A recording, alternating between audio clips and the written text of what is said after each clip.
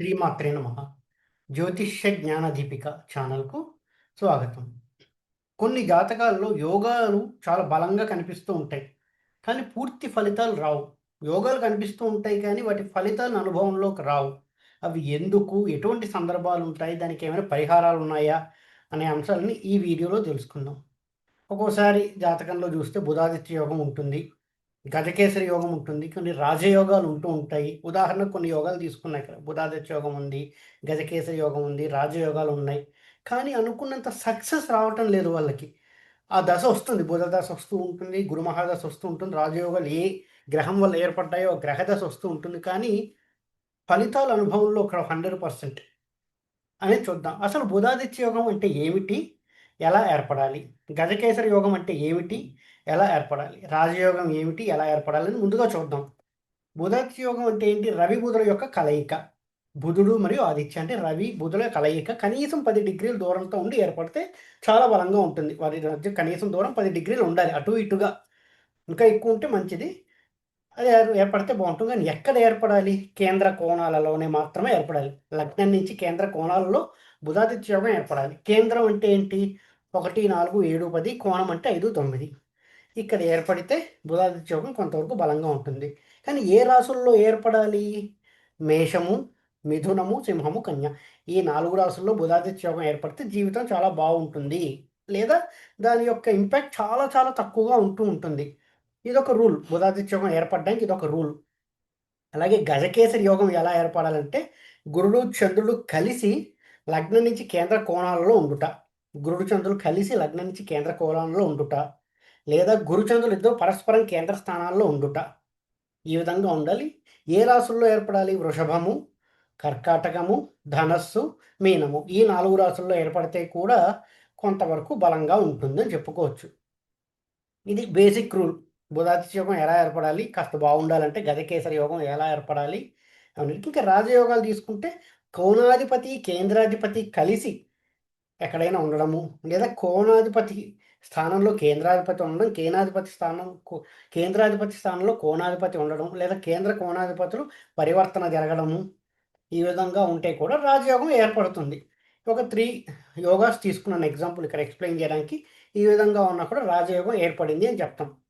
కానీ ఒక్కొక్కసారి బుధాదిత్య యోగం అలా ఏర్పడ్డా కూడా ఇందాక చెప్పుకున్నట్టుగా మేషము, మిథునము, కన్య, సింహము ఇలాంటి రాశుల్లో ఏర్పడ్డ గజకేసరి యోగము, ధనస్సు, మీనము, వృషభం, కర్కాటకంలో ఏర్పడ్డ రాజయోగం కూడా మంచి స్థానాల్లో ఏర్పడ్డా కూడా 100% ఫలితాలు రావు అనుభవంలోకి.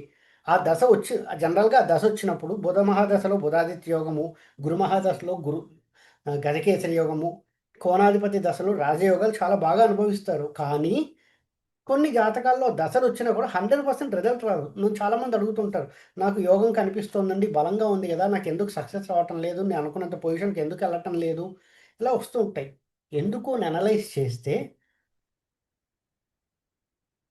ఆ గ్రహాలకి బలం సరిగ్గా లేకపోవడము. గ్రహానికి బలం సరిగ్గా లేకపోవడం అనేది ఒక రిజల్ట్. ముఖ్యంగా ఒక రీజన్ అది.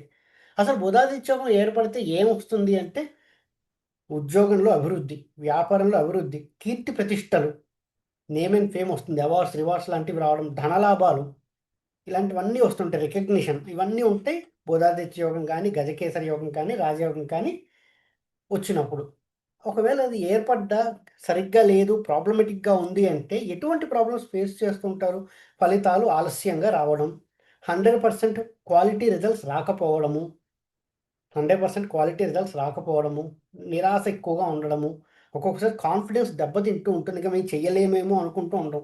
ఆ సందర్భంలో ఏదో కొంత ఒక 60% పాజిటివ్ రిజల్ట్ రావడము, చాలా సార్లు ఫెయిల్యూర్స్ అయిన తర్వాత సక్సెస్ రావడము, చాలా సార్లు ఫెయిల్ అవుతూ ఉంటుంది. నంబర్ ఆఫ్ ఇంటర్వ్యూస్ అటెండ్ అయిన తర్వాత ఒక ఉద్యోగం రావడము, చాలా సార్లు పెట్టుబడి పెట్టిన తర్వాత అప్పుడు లాభం రావడము, ఇలాంటివన్నీ జరుగుతూ ఉంటాయన్నమాట. ఇవన్నీ ఎందుకు జరుగుతాయి ఇన్ని యోగాలు ఉన్నా కూడా జాతకంలో అని చూసుకుంటే ఒకటి ఆ గ్రహానికి బలం తగ్గిపోతూ ఉంటుంది ఒక్కొక్కసారి షడ్బలాల్లో. దిగ్బలం లేకపోవడము, ఇంకొక బలం లేకపోవడం ఇలా 6 బలాలు ఉంటాయి చేష్టా బలం అని. అవి లేవనుకోండి, చూడ్డానికి రాశి చక్రంలో మంచి ఇదిలో ఉంది, చాలా బావుందని చెప్తాం. కానీ ఆ బలం పోతుంది. షడ్బలాల్లో కొన్ని బలాలు పోతే అది వీక్ అయిపోతూ ఉంటుంది. బలం లేదు. అంతేకాకుండా నవాంశలో ఒక్కొక్కసారి పాడైపోతుంటుంది. రాశిచక్రంలో బాగుంది, బుధుడు ఉచ్చ పొందాడండి రాశిచక్రంలో, మరి నాకేంటి రావట్లేదంటే నవాంశలో నీచ పొందుండొచ్చు. నవాంశలో శత్రుక్షేత్రంలో ఉండుండొచ్చు. నవాంశ కూడా చూసుకుంటూ ఉండాలి. నవాంశలో బలం పోయింది. సో, క్వాలిటీ కొంత తగ్గుతుంది. అంతేకాకుండా నీచపడిన గ్రహంతో కలిసి ఉండడం, లేదా నీచపడిన గ్రహం యొక్క దృష్టి ఉండడం. కొన్నిసార్లు నీచపడిన గ్రహం యొక్క దృష్టి దాని మీద ఉంటుంది. పాపగ్రహాల దృష్టి అంటే రాహువు, కేతువు, కుజుడు ఇలాంటి పాపగ్రహాల దృష్టి ఒక్కొక్కసారి ఆ గ్రహాన్ని చూస్తూ ఉంటుంది. బుధుడినో, గురుడినో చూస్తూ ఉంటుంది. అప్పుడు కూడా క్వాలిటీ రిజల్ట్స్ తగ్గిపోతాయని చెప్పుకోవచ్చు. శని చూస్తున్నాడంటే డిలే చేస్తాడు. ఇవన్నీ చూసుకుంటూ ఉండాలి. అంతేకాకుండా కొన్ని రాజయోగాలకు కానీ, గజకేసరి యోగానికి కానీ అస్తంగత్వం చెందుతూ ఉంటారు. రవికి బాగా దగ్గరగా ఉండి అస్తంగత్వం చెందుతారు. సో, క్వాలిటీ తగ్గిపోతూ ఉంటుంది. చూడడానికి గురుచంద్రులు కలిసున్నారు అది అనుకుంటే రవి దృష్టో, రవితో కలిసి ఉండడం జరిగిందనుకోండి. రవితో కలిస్తే అస్తంగత్వం చెంది బలం తగ్గిపోతూ ఉంటుంది. అంతేకాకుండా అష్టమాధిపతితో కలవడం లేదా వ్యయాధిపతితో కలవడం, అష్టమాధిపతి, వ్యయాధిపతి యొక్క దృష్టి ఉండడం. అంటే సడన్ చేంజెస్. సక్సెస్ అవుతున్నట్టు అవుతూ ఇలా సడన్‌గా డౌన్‌ఫాల్ రావడం. మళ్ళీ సక్సెస్ అవుతున్నట్టు మళ్ళీ డౌన్‌ఫాల్ అవ్వడం. అప్ అండ్ డౌన్ ఎక్కువగా ఉంటుంది. ఈ అష్టమాధిపతి, వ్యయాధిపతి అంటే. కానీ ఇక్కడ అష్టమాధిపతి, వ్యయాధిపతి అందరికీ ఉంటుంది గదండీ! మరి ప్రతి ఒక్కళ్ళకి ఏదో ఒక దృష్టి ఉంటుంది గదా! భావం చెడిపోతుందా అంటే కొన్ని అష్టమ, వ్యయాధిపతులకి కోణాధిపత్యం వస్తుంది. అప్పుడు ఏమవ్వదు. ఉదాహరణకి తులా లగ్నం తీసుకున్నామంటే బుధుడు వ్యయాధిపతి అవుతాడు. కానీ కోణాధిపత్యం వచ్చింది. ఆ విధంగా కోణాధిపత్యం వస్తే అష్టమ, వ్యయాధిపతులకి దోషం ఉండదు. అలాంటి ఆధిపత్యాలు లేకుండా కోణాధిపత్యం అష్టమది వ్యాధిపతులు దృష్టి ఉంటే ఆ యోగం బలహీనపడిపోతుంది. యోగం సరిగ్గా ఉండదు. బలహీనపడుతుంది. అంతేకాకుండా వక్రించి ఉండడం. ఆ గ్రహాలు వక్రించి ఉన్నాయి. లేదా వక్రించిన గ్రహం యొక్క దృష్టి ఉంది. బలంగా ఉండదు యోగము. యోగం కొంత బలహీనపడిపోతూ ఉంటుంది. జనరల్‌గానే వక్రించిన గ్రహంతో యోగం ఏర్పడితే రిజల్ట్స్ అంత ఈజీగా రావు. చాలా డిలేడ్‌గా ఉంటాయి. క్వాలిటీ రిజల్ట్స్ తగ్గిపోతూ ఉంటాయి. అలాంటి వక్రించిన గ్రహం యొక్క దృష్టి ఆ యోగాల మీద కలిగినటువంటి గ్రహాల మీద పడితే ఫలితాలు చాలా ఆలస్యంగా వస్తాయి. డిలేడ్ అయిపోతాయి. క్వాలిటీ తగ్గిపోతూ ఉంటుంది. ఇవన్నీ చూసుకుంటూ ఉండాలి యోగం ఏర్పడ్డప్పుడు. అంతేకాకుండా గ్రహ అవస్థలు. ఆహ్, ఏ గ్రహం వల్ల యోగం కలుగుతుందో, గ్రహం ఏ అవస్థలో ఉందో కూడా చూసుకోవాలి. బాల్యావస్థలో ఉందా? కౌమార, యవ్వన, వృద్ధ, మృత్యు అవస్థలుంటాయి. అంతేకాకుండా దాని యొక్క మూడ్ చూడాలి. దీప్తావస్థలో ఉందా? దీనావస్థలో ఉందా? దుఃఖితావస్థలో ఉందా? ముదితావస్థలో ఉందా? అని చూడాలి. స్వప్నావస్థలో ఉందా? జాగృతావస్థలో ఉందా? సుషుప్తావస్థలో ఉందా? ఇవన్నీ అనలైజ్ చేయాలి.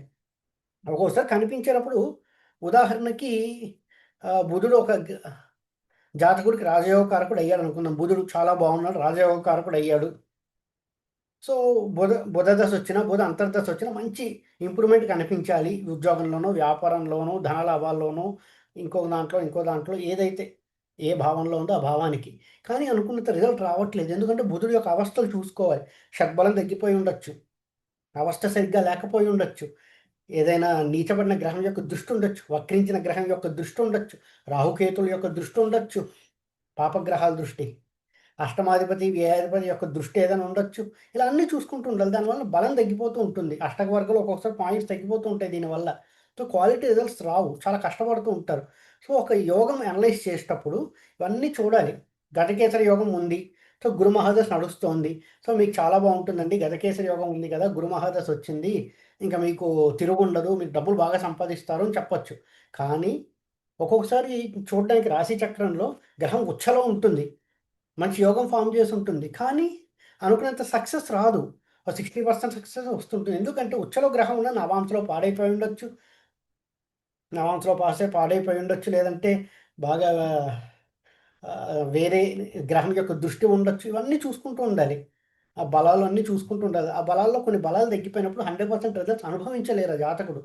ఒక్కొక్కసారి చూడండి కొంతమంది ప్రయత్నం చేస్తూ ఉంటారు. మీకు చాలా బావుంటుంది. మీకు ఉద్యోగ ప్రయత్నం చేయండి అంటే చేస్తూ ఉంటారు. చాలా కష్టపడితే గాని ఒక ఉద్యోగం రాదు. మంచి ఉద్యోగం కూడా రాదు. వాళ్ళు అనుకున్నంత గొప్ప ఉద్యోగం రాదు. వాళ్ళ తోటి కొలీగ్స్‌కి మంచి మంచి ఉద్యోగాలకు వస్తూ ఉంటాయి.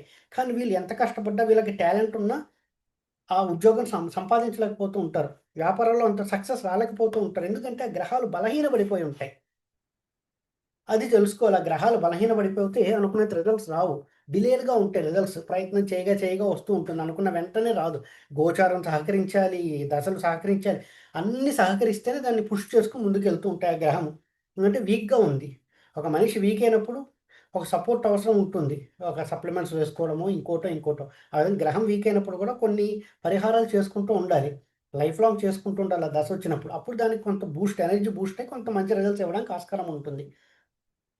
ఉదాహరణకి బుధాదిత్య యోగం తీసుకుందాం. బుధుడు వీక్‌గా ఉన్నాడు.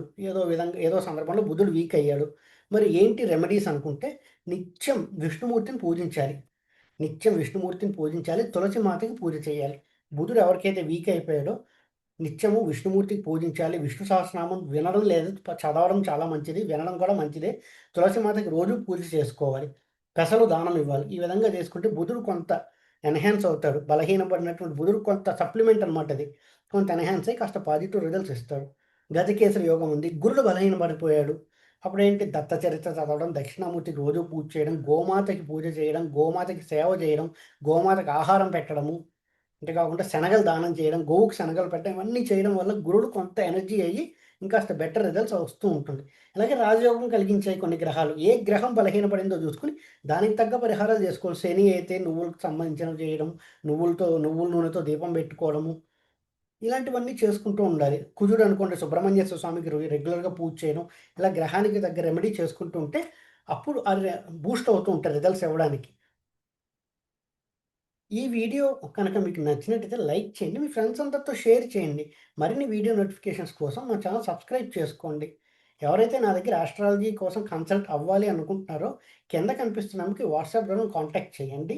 ఆన్‌లైన్‌లోనే ఆస్ట్రాలజీ కన్సల్టేషన్స్ తీసుకోవడం జరుగుతుంది. కన్సల్టేషన్ చార్జెస్ వర్తిస్తాయి.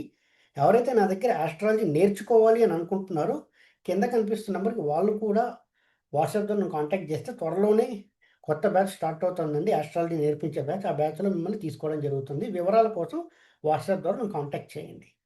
ఓం నమో నారాయణ.